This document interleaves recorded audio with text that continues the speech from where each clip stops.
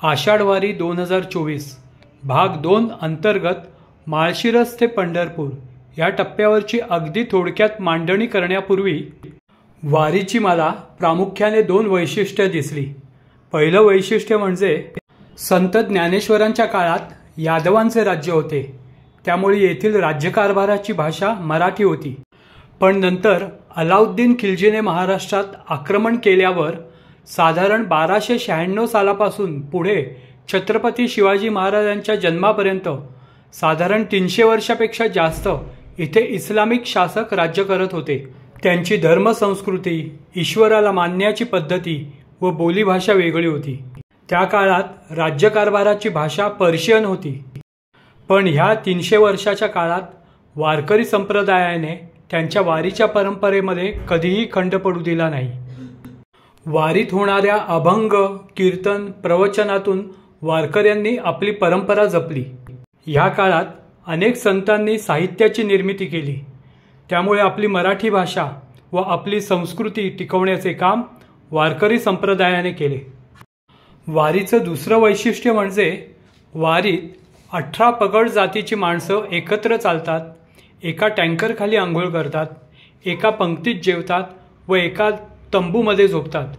म्हणजेच स्वातंत्र्य, समता व बंधुभाव या मूलभूत मानवी मूल्यांचे दर्शन आपल्याला वारीमध्ये घडते। वारीच्या वाटेवरती 4 गोल रिंगणं व 3 उभी रिंगणं होतात। गोल रिंगणातील 2 रिंगणं रस्त्याच्या उजव्या बाजूस होतात, तर 2 रस्त्याच्या डाव्या बाजूस होतात। 2 रिंगणं दुपारच्या भोजनापूर्वी होतात, तर 2 दुपारच्या भोजनानंतर होतात। आज माळशिरसवरून पालखी निघाल्यावर खुडूस फाटा येथे दुसरे गोल रिंगण होते। रिंगणाचा मार्ग रांगोळ्यांनी सजवण्यात आला, तर त्या मार्गावर फुलांच्या पाकळ्यांची पखरण करण्यात आली।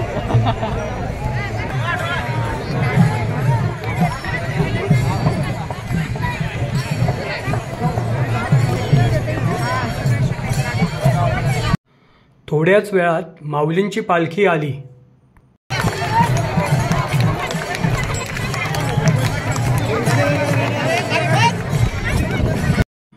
जरीपटका असलेला अश्व व माऊलींच्या अश्वाने अतिशय वेगाने 3 फेऱ्या मारल्या।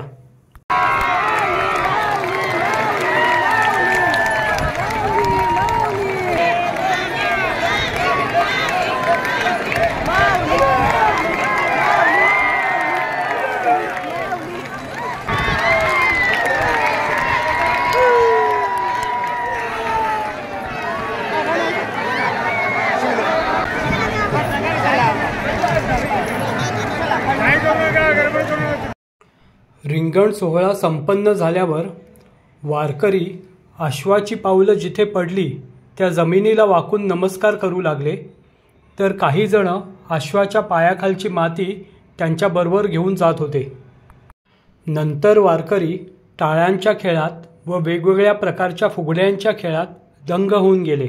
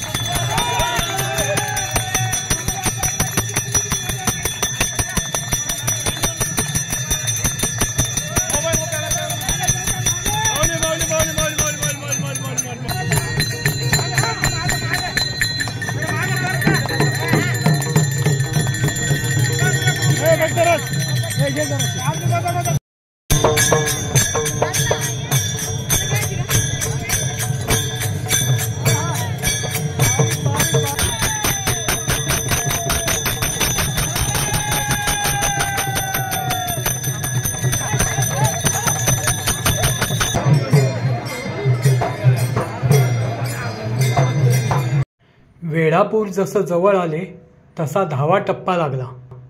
संत तुकाराम महाराज जेव्हा पायी वारी करत तेव्हा त्यांना ह्या वेळापूरच्या माथ्यावरून पांडुरंगाचं दर्शन झालं. ते पांडुरंगाला भेटण्यासाठी धावत गेले. म्हणून त्याच श्रद्धेने वारकरीसुद्धा वेळापूर जवळील हा टप्पा आला की धावत जातात.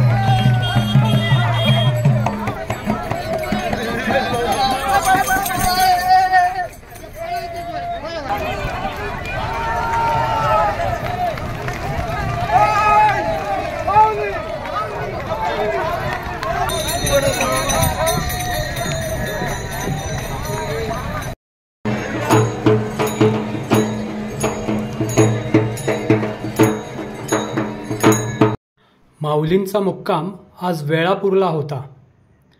माऊलींच्या मुक्कामाच्या ठिकाणी तळावरती संध्याकाळी समाज आरती होते. माऊलींच्या पादुका तंबूत आल्यावर सभोवती सर्व दिंड्या माऊलींचा गजर करीत होत्या. मानकऱ्याने कर्णा वाजवला. चोपदाराने दंडवर केल्यावर क्षणार्धात सर्वत्र शांतता पसरली. कोणाच्या काय वस्तू हरवल्या व कोणाच्या कोणत्या वस्तू सापडल्या ते येथे जाहीर केलं गेलं व उद्या पालखी किती वाजता निघणार याची माहिती दिली गेली.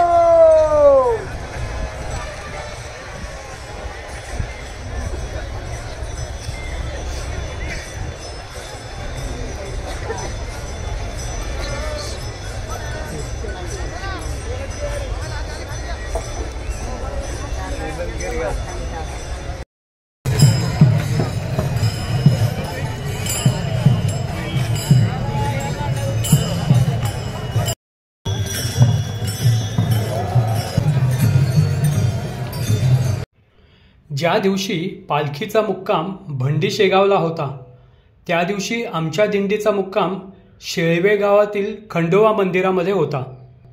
पालखी महामार्गावरील शेळवे फाट्याने हे गाव साधारण 5 किलोमीटर आतमध्ये आहे. या रस्त्याने जाताना डोळ्याला सर्वत्र हिरवाई व हवेवर डोलणारी शेतं दिसतात. वारकरी सोडले तर रस्त्यावरून ये जा करणारी वर्दळ तशी नव्हतीच.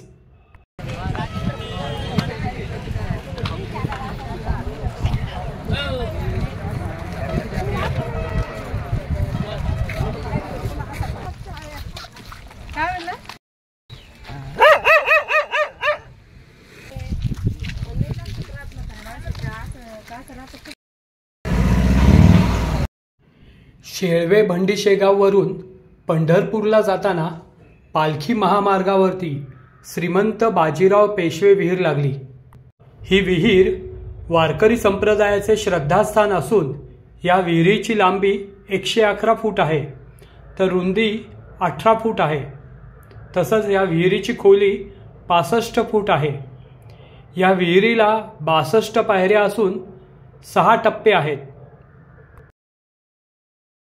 या विहिरीस बारव म्हणतात. या बाजीराव विहिरीच्या समोर उत्तरेला माऊलींच्या पालखीचे उभे रिंगण व गोल रिंगण होते. नंतर पालखी वाखरीला मुक्कामाला जाते. माऊलींची पालखी वाखरी तळावरती दुपारी येणार होती. ह्या तळावरती वारीतील सर्वात मोठे रिंगण संपन्न होत असल्याने सकाळपासून वारकऱ्यांची या तळावरती यायला सुरुवात झाली होती. सर्वत्र आनंदाचं व उत्साहाचं वातावरण दिसत होतं.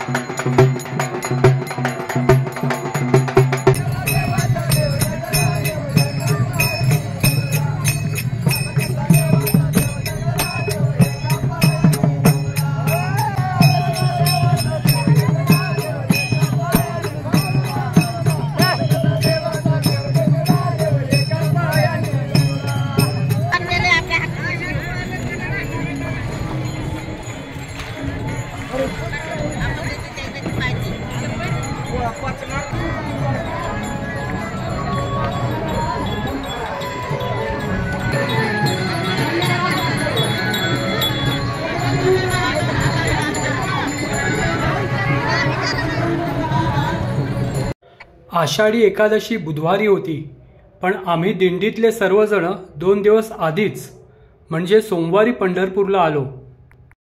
चंद्रभागा नदीमध्ये हातपाय धुवून पुंडलिकाचं दर्शन घेतलं व भगवान श्रीकृष्ण मंदिरात जाऊन नंतर विठ्ठल मंदिराच्या कळसाचं दर्शन घेतलं.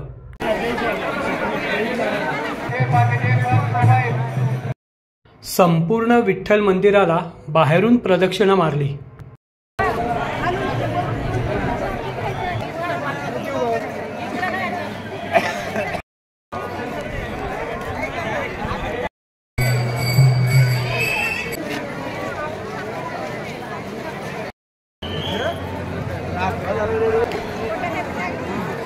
श्री संत चोखामेळा समाधीचं दर्शन घेतलं व श्री संत नामदेव पायरीचं दर्शन घेऊन कृतकृत्य झालो आणि संत विचार प्रबोधिनी दिंडीमार्फत आमची पायी वारी सुफळ संपूर्ण झाली.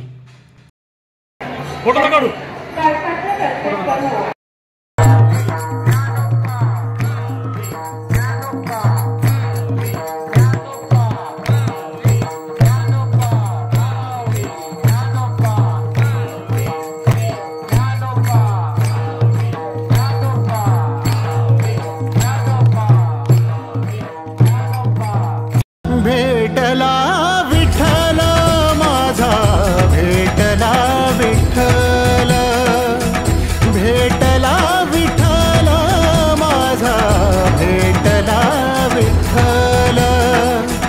गुरु एक तुझी माझा विधाता अचल, गुरु विना सोने सारे विश्व हे सकल. भेटला विठ्ठल माझा, भेटला विठ्ठल, भेटला विठ्ठल माझा, भेटला विठ्ठल. आषाढवारी 2024 अंतर्गत माळशिरस ते पंढरपूर या टप्प्यावरती बनवलेली चित्रफीत तुम्ही संपूर्ण बघा. लाईक करा, शेअर करा, सबस्क्राइब करा. भारत माता की वंदे वंदे वंदे.